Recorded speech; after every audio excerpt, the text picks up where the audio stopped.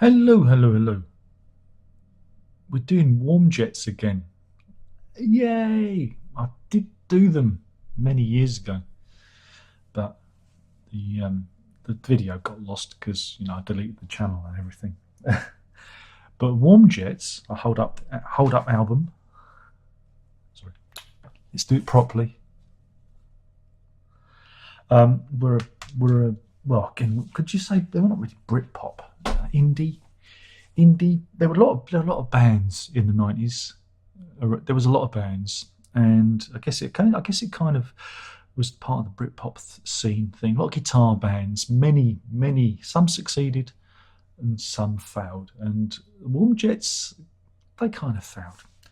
And if you ever say to me, Darren, if there's one band you could have been in, I'll always reply Warm Jets because I don't know. Are they good? Are they particularly good?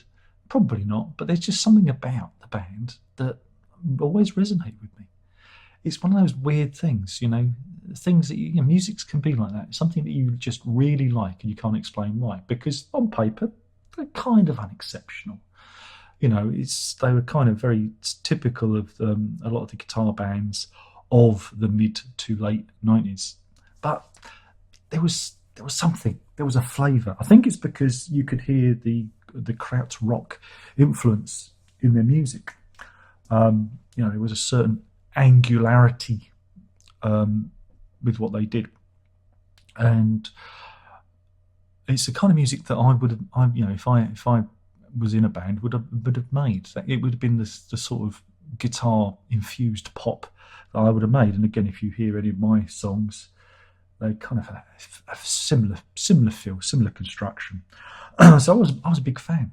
The band comprised of Louis Jones on lead vocals and guitars, Paul Noble guitar, keyboards, uh, Ed Grimshaw drums and keyboards, Colleen Brown, she was on bass and vocals from '95 to '97. She'd previously been in Pale Saints and Rialto, and she was replaced by Aki Shibahara in 1997. Again, they had a female bass player, so a bit of a Pixies kind of parallel sort of thing, dynamic, and Smashing Pumpkins, which was interesting at the time. Well, I found it interesting. Um, they started. So I've got a discography here. They started off way back in 1996 with the Autopia promo. I didn't get this when it came out because I think this was a promo only. Because I don't think it did anything. I got this, crikey, I got this in the early years of eBay back in the day. And it's a shiny thing. And it's got 4 tracks on it: Autopia, Sunfreeze, Wires, and Liverpool Street. 2 of those, I believe, ended up appearing on the record. Bear with me. I'm just going into my. Hold it. I better show you. You'll like this. This is my record collection. Look. That is my entire record collection there. It's falling apart. Bought that in Woolworths back in the day. Who remembers Woolworths? Put your hands up if you remember Woolworths. Because because I'm a sad man. I also have it on multiple formats. I'm resting with 7-inch singles here. Here we go. Look, no one's going to see this video. This is just for the old faithful, right? No one's going to care about this. But I feel I must document my Warmjix experience properly and give it the respect it deserves.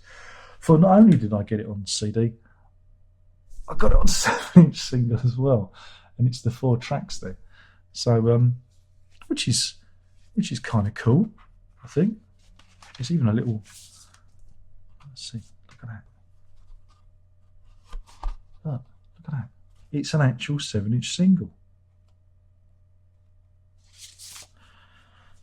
There's even a little. Look at that. Join the jet set.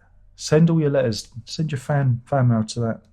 That was obviously an insert for the CD, but I don't think... Did I get one with the CD? No, I didn't.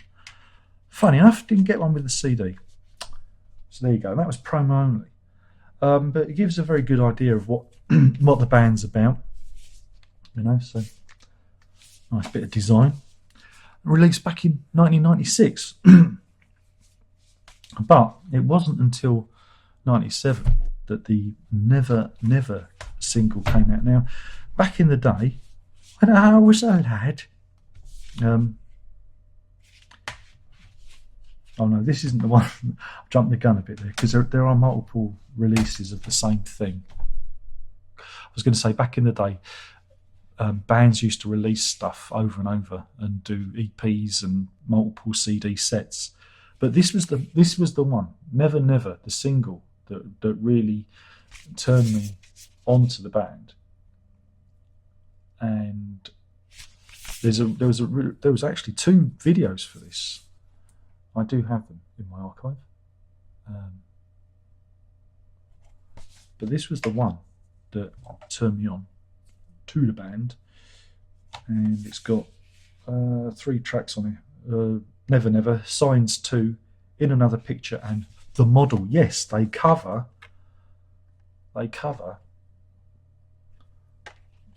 Kraftwerk. So you can see, you go, they've got to be good then, haven't they? Again, some of the Signs, again, it's a version of Future Signs, which is off the album. And they're one of the few bands back in 96, 97 that was singing about the internet. They actually name check the internet, and it's about the pace of life, and don't try and catch up with yourself. And it's very very still pertinent now, with social media and what's going on. But of course, I got it on 7-inch as well. Look at that. And there's only 3 tracks on that. But are you ready? It's on blue vinyl. Look at that. Isn't that great? Blue vinyl. I've touched it now. It's completely ruined. I feel a bit embarrassed. As I'm revealing an obsession here. Feeling a bit vulnerable. So you'd think, with the single coming, that, maybe there's an album. No, there was no album. No. For then, they released the Move Away EP. Oh yeah, and again, I quite like the art style of it. The art style. I really liked the aesthetic at the time. Really enjoyed it. And again, they've got these inserts. Keep putting these blooming inserts on everything. Everywhere inserts. And there's 4 tracks on here: Move Away, Meteorites, Dead Star Boys, and Undertow. 3 of the tracks there are not on the album. This is another great thing about the band. If you collect the singles, or CD singles, you end up with a second album worth of material. Again, this is what CD singles were like back in the day. Is bands often put like B-side stuff on there. Warm Jets were peculiar because they seem to have an awful lot of songs, and the record company just obviously said, well, just release it, put it on the CD. But of course, like I said, there was a second version of the Move Away EP, which has Move Away edit, single edit, Down Down Down, Shots, and Beauty Number 3 demo. Like I say, this adds to the... Again, I love the aesthetic, the close-up of the chair and whatnot, but you don't know quite know what it is. Is it upholstery or is it something else? Is it... These blooming inserts are everywhere. I think this is the first time I've ever removed it. So you've got this kind of out of focus detail. So yeah, I was in. I found myself deeply involved in this band, and again, Louis Jones kept making the news because he was going out with was she a DJ at that point? I think she was a TV presenter, Zoe Ball, who went on to marry Fatboy Slim and subsequently divorced. But so he was getting packed all the time. And he was friends with Paul Kay, Dennis Pennis. Paul Kay went on to be in Game of Thrones and everything else, great actor. But I loved Dennis Pennis back at the time, so I thought, oh, if Paul Kay likes them.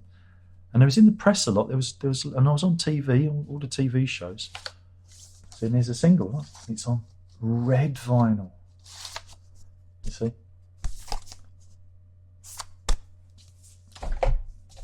And you think, maybe the album's coming now. Is the album coming now? No, it's not. Because then they released Hurricane. Again, I'm organising my singles. I've got in the wrong order. They released the Hurricane EP. Again, it carries on with the same aesthetic. They've changed the cases into these awful plastic CD case. I don't like these. I prefer the digipack ones. And again, you have Hurricane, Just Like You, Never Never, which is live at the Paradiso, Amsterdam, and Hurricane Home Demo. So you've got some more stuff to add to your B-side collection. But that's just part one. Of course, there's part two. You've got to have part two, haven't you? Actually, I've done it in the wrong order. That was CD 2. This is CD 1. You bozo, Darren. You've ruined it for everyone, man. So this is CD 1. It's in the wrong order, folks. And again, you have Hurricane, Desert Cats, Forever, and Dakota. And there's some good, again, 3 good songs there. Good B-sides, which you can add to your virtual Warmjix second album that you can compile yourself. But wait a minute, it's a single as well. Come on, single. And this one, it's silver. Look at that. It's actually, look at that, real silver. No, it's not. But there you go. They weren't only 12 inches, I don't think. I think it was only 7 inches, but they always did them in a coloured vinyl. And I can't remember if I bought these in the shop. I think I must have done. Because I remember making a dub of a track on the later one. So I must have bought them at the time. I have no memory of it. It's a great shame. So you'd think that the album would be coming out, wouldn't you? No. It's 1998 now. And the album is delayed. And there's been a lot of traction. But they reissued Never Never, and they put out another video as well. And again, they kept the same design. I've got a lava lamp, not like that, but they kept the same design aesthetic. And look, there's another thing you can send off if you're a fan and get things. And this has got 3 tracks on it: Never Never, On the Floor, and There Still Is Mystery. So you can, you can add that to your virtual second album. But I don't know if you noticed, that was CD 1 because we have CD 2 of Never Never 2. They're really milking this, aren't they? They're really milking it. And again, there's another little postie card thing. And this has got Never Never, Underground, and RTZ as the tracks. It's fantastic, isn't it? Fantastic. But did you buy the 7-inch? Of course I bought the 7-inch. Yes, but this one's got an exclusive track called Tokyo Limbo that isn't on CD, which I made a dub of. And this one, it's gold vinyl, look, that real gold. So I've ruined it by touching it. But that's actual, that real gold. That's not. So you'd think that the album would be out now, wouldn't you? Well, no, it's 1998 and there's still no album. So they bring out Hurricane again, but this time again, this is different. It's a new version. It's a new mix actually, produced by Arthur Baker. Glyn Johns helped work on the other version, and but more about that in a minute. We'll finish. So again, there's another. And this has Hurricane Radio Edit, Soft Song, and Dakota again. I don't know if it's a different version of Dakota. I have to I'll have to go back and listen. And of course that was CD1. That has to be CD2, which is again a different colour. And you've got the sticker there saying it's an Arthur Baker production.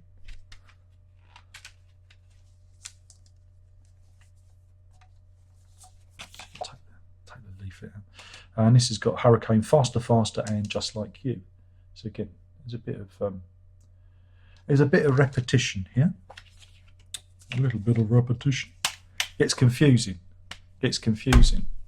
And of course, there is, oh no, it's a bit of a split scene there. Oh no, there is the 7-inch, which has soft song on it.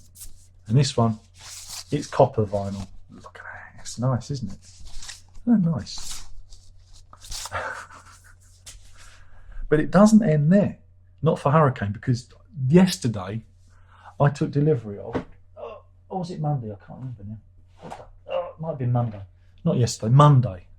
I took delivery of Hurricane, of genuine, look at that, April 13th. Do not call Trish or Sue, because they're probably not there anymore. But yeah, it's a genuine VHS of the video. And the interesting thing about this video is I never saw it broadcast on television.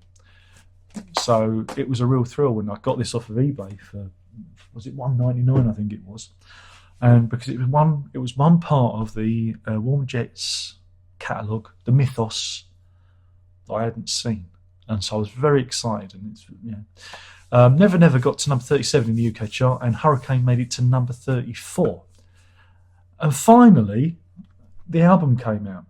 Now it was delayed, and I think that's probably why it didn't really do much. I think it got to number 40, and I've got a feeling that because it had been delayed for so long, that everyone kind of gone off the bill. There was talks that they weren't happy with the mix and with Glenn Johns' mix and whatnot. There was a lot of these back in the 90s, and so I don't know if they got him. I don't know. There was lots of talk about it being delayed. I remember just scouring the record racks, every so often to see if it had actually been released without any fanfare, because again, that sort of thing happened. But it is one of my all-time favourite records, and I know people will probably listen to it and laugh and go, "But Darren, it's just so, it's not what we expect from you. You're usually so cutting edge." Oh, and I've even got the receipt. Look at that. Oh, focus. And that was the 3rd of March, 1998. Look at that. All those years ago. My goodness. I would have got that on the way to work at our price at Waterloo. On the way to work. So, yeah. That was the album. And it finally came out. It did nothing, and then they disappeared and split up. I think Louis Jones still kind of made music and, did things with other people, but nothing of note, but it was a great shame, because back in the day, I used to choose a band and kind of support them, and so some of them did well, like Supergrass and what's that? Pulp? You heard of them? Everything's going to fall off my desk now. Watch out! It's all falling off my desk. Some did well and others didn't. So the Warm Jets were one of those that didn't do as well. In the following year, I think it was I backed Gay Dad, and they didn't do very well anyway. But then a few years ago, well, it must have been about maybe, trying to think, 10 years ago? Not 10 years ago. 8 years ago, I managed to find a copy of the vinyl on eBay, and this was before everything went crazy with vinyl prices, and this was very reasonable. This was a very reasonable purchase back then, and of course it's absolutely spiffy. It would be. It's fine. It's got a little bit of damage there. Oh no, I should send it back. And again, it just replicates what you get in the CD, but in a slightly different format. In terms of the lyrics, they just give you fragments of the lyrics. They give you fragments of the lyrics rather than, actual. Yeah, couldn't give us the rest of the lyrics. I'm gonna have to go and transcribe them. And there's the vinyl, and it is superb. It's very good, very good.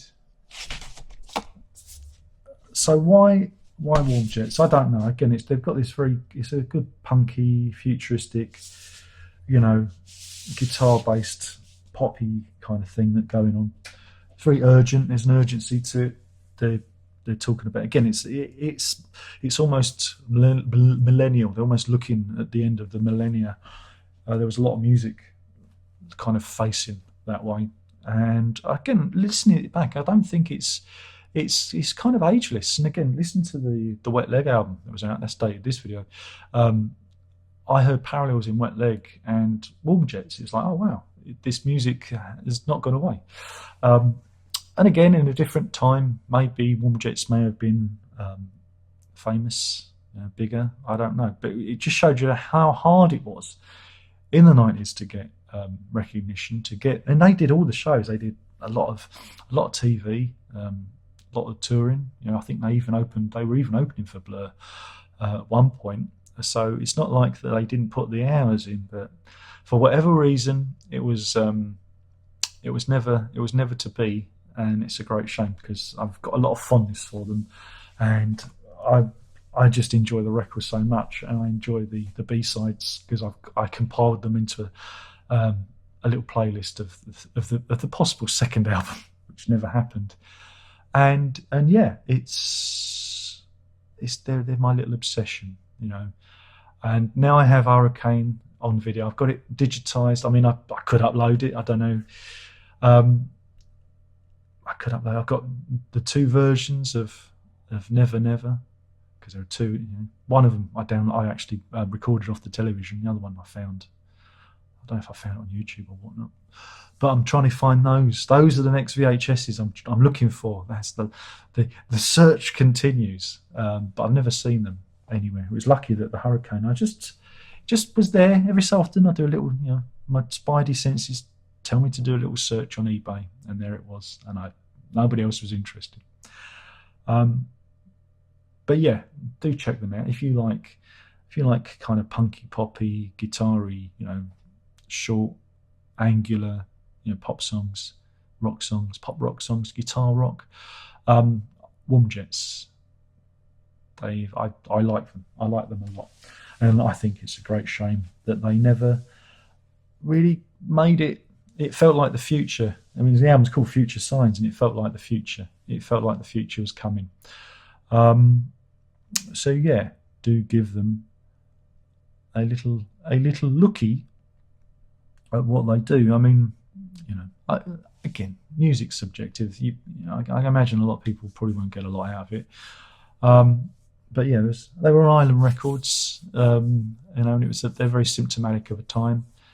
And there was a lot of great music back then. I do think as time's going on, I'm beginning to think the 90s was one of the best eras for music because of the sheer amount. There was just a sheer amount of guitar bands, and there was a lot of energy, and the whole Britpop thing. Again, were they Brit? They weren't. Again, Britpop is such a misaligned, misused term. Again, as time's gone by, I think it's a misused term, the Britpop. I think after the election, after the election, Tony Blair, I think Britpop ended. I think, and so yeah, technically they just missed it because the album was out in 1998. So yeah, I've been talking about Warm Jets and showing my Warm Jets collection, Future Signs. I still like it. Never going to give up on it. And they're an example of what happens when you don't hang around. Because if they were still going today, they'd be selling out the Albert Hall. I'm sure of it. But yeah, they didn't get anywhere. And hopefully you've enjoyed this. And if I've been clever, I may have peppered this recording with little snippets of their videos and whatnot. Hopefully the algorithm doesn't pick them up. If you don't see them, then it's because the algorithm got them. What can you do? But I'll upload it and see what happens. Anyway, thanks for watching. Hopefully you enjoyed the video. There'll be another one along shortly, and no one will watch that either. Thanks, YouTube. There's only one more thing left to say. Bye now. You should know what that is, and that is ta-da.